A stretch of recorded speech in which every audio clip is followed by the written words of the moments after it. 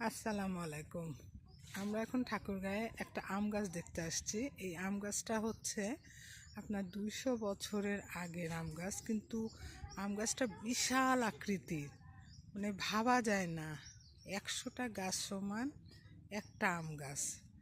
দেখেন গাইস, এই আম গাছে এটা মূল শিকড়, কোথা থেকে শাখা প্রশাখা বের হচ্ছে দেখেন। 100টা গাছ সমান, এটা 200 বছরের ঐতিহ্য তাদের।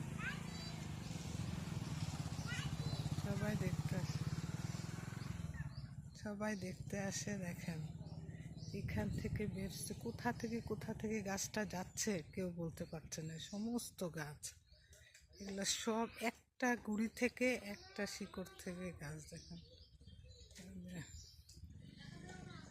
গাইস, দেখেন আপনাদেরকে দেখার সুযোগ দিচ্ছি আমি।